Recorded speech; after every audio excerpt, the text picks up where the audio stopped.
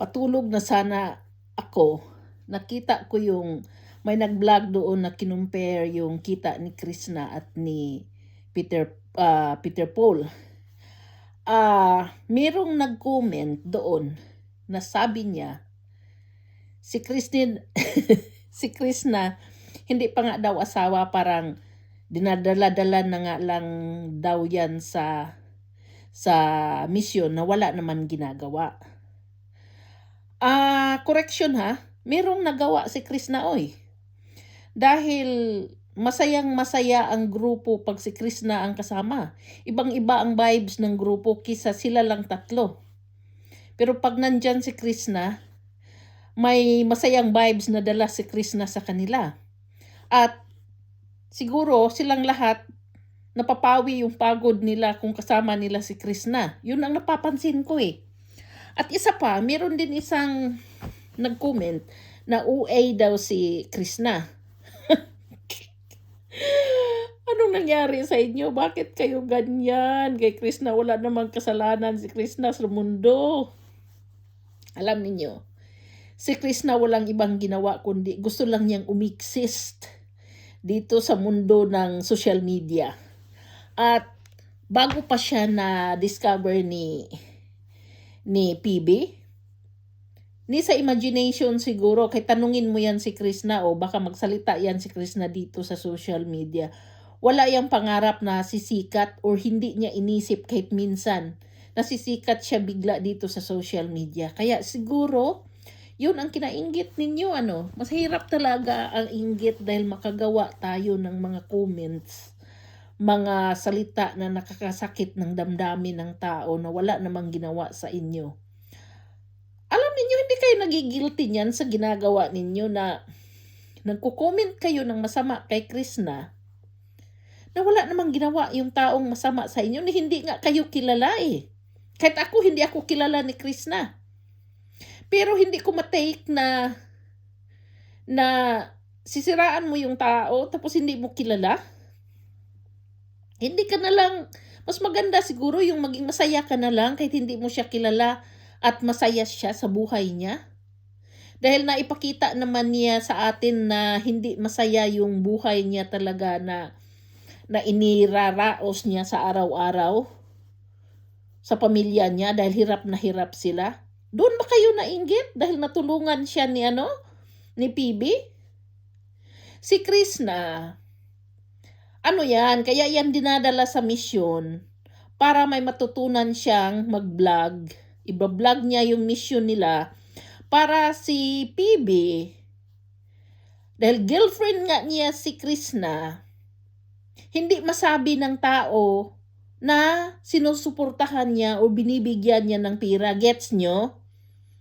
Kasi si PB mayaman na, milyonaryo kumbaga, marami ng ari-arian na At hindi naman po pwedeng bigyan ng pira ni PB si Krishna dahil ang ending niyan, sasabihin ninyo na binibili ni PB ang prinsipyo ni Krishna, di ba? So ang ginawa ni PB as a man, as a mission leader, dinadala niya ang grupo niya sa mission at sinama si Krishna para matuto din si Krishna. Dahil di ba sinabi niya na magpakasal na sila o ganon na may plano na siya na mga ganyan. Siguro, iniisip din naman ni PB na kung makasama ka sa buhay ko, dapat matuto ka sa ginagawa ko. Di ba ganon yun? So bakit kinainggit ninyo yun? Nagkataon na si Krishna ang minahal, hindi kayo.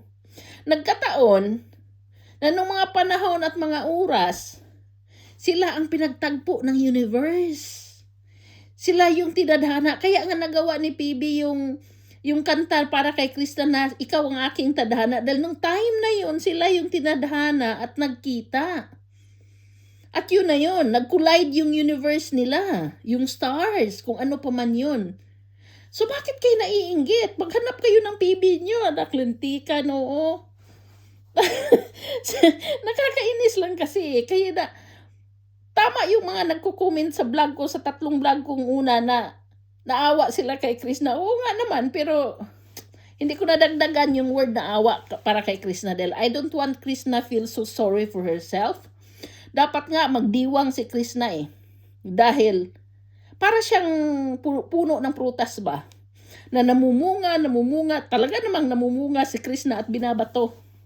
Kaya Krishna, kung naintindihan mo yung saying na pag ang prutas namumunga ng marami binabato, yun ikaw. Pero hindi ako kasama sa bubato sa iyo ha. Kasama ako na mag-abuno sa iyo, kumbaga.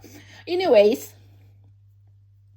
yung mga bashers, ang nakikita sa iyo, hindi yung negative na ano mo, dahil wala naman silang makikita dahil hindi ka naman nila kilala eh. Yung masabi mo lang na may tao nakikita sa iyo negative kung kilala ka, kaso hindi ka kilala deep in your heart. So, walang alam yan sa iyo. Ang sa kanila lang, nainggit sila sa iyo, Krishna. Kaya sayawan mo na lang, mahirap naman na magsalita din tayo ng masama, hindi rin naman natin sila kilala, di ba? So, hindi na lang, sayawan mo na lang dahil gustong-gusto ko yung sayaw mo na ang lambot-lambot ng katawan mo eh. Sayawan mo na lang yan at huwag kang magpadala dyan. At sa misyon naman, yan, matutunan mo talaga yan. Dahil if you belong to PB's life, dapat matutunan mo talaga kung anong ginagawa ni PB.